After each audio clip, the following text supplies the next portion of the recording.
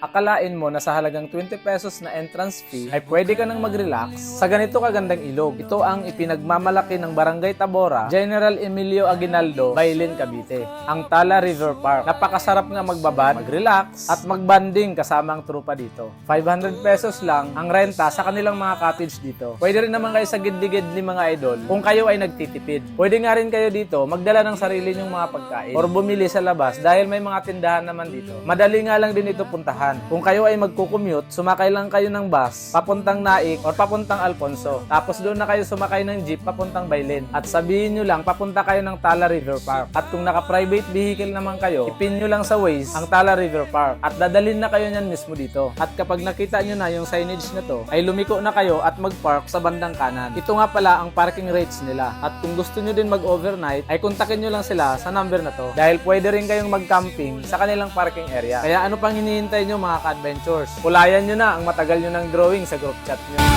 Tara na, samahan niyo ako sa